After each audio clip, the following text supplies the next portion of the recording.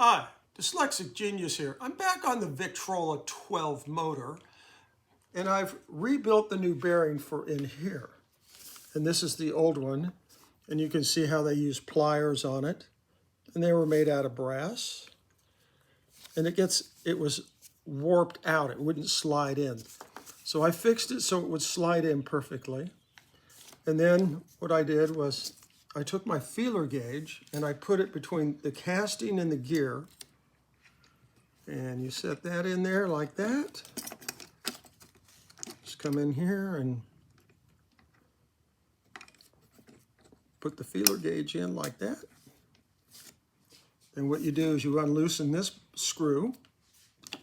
So I unloosened this screw, and then I took a very small punch, and I came in here like that, and I pushed everything together so it bottomed out on this feeler gauge.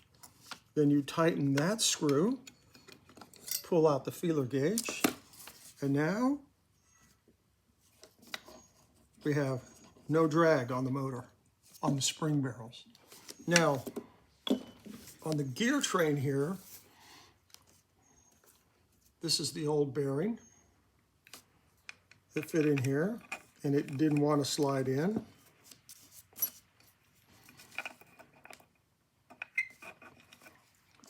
So I built a new one, and this one slides in nicely, then it will tighten down and everything will be perfectly done. So now how do you insert this gear train into this casting?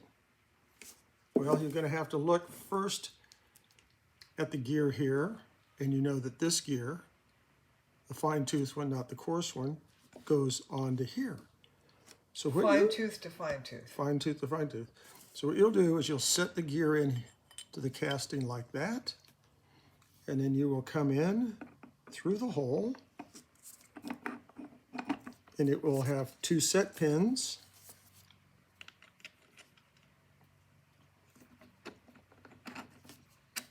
And that goes in just like that. Now, for demo purposes only, you have a screw that goes here. You have a ball bearing, and you have... Screw goes where?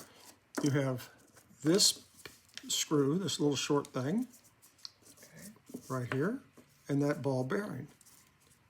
You will take this ball bearing, put it into the hole that's on the side right here. You'll take the screw,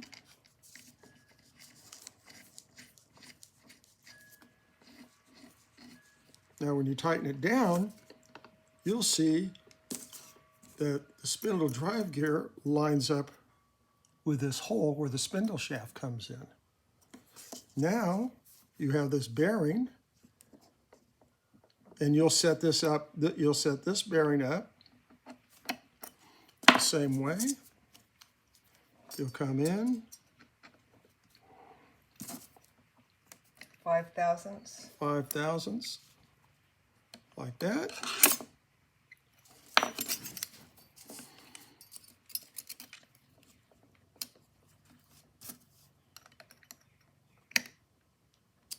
Right there. And then you'll tighten this screw. But what I want to show you now is, we'll take the bearing out. They should come out like that. We will take this out, screw out.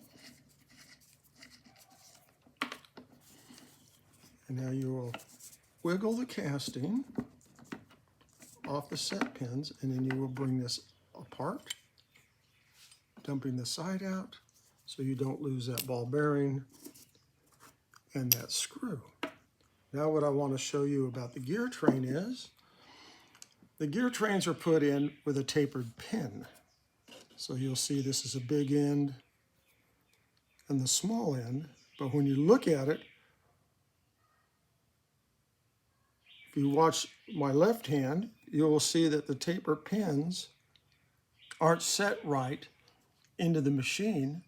So what we're going to have to do is knock these out, ream with a tapered ream, and put in a new pin so that it tightens the gear up. These are both a little bit loose.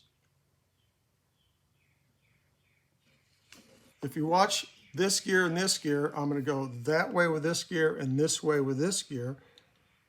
and you'll watch them twist a little, and you can feel that wiggle in there. We want to get rid of this wiggle, so we'll put in new tapered pins to make it run a lot better. Have you measured the size of that ball bearing? Oh, I knew you'd ask me that question.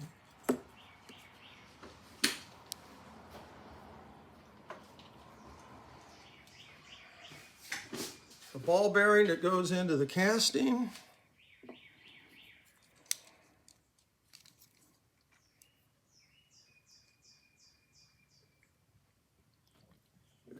is a 186.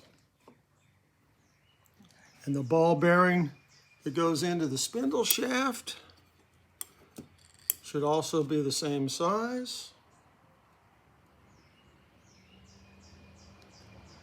which is a 186. Okay.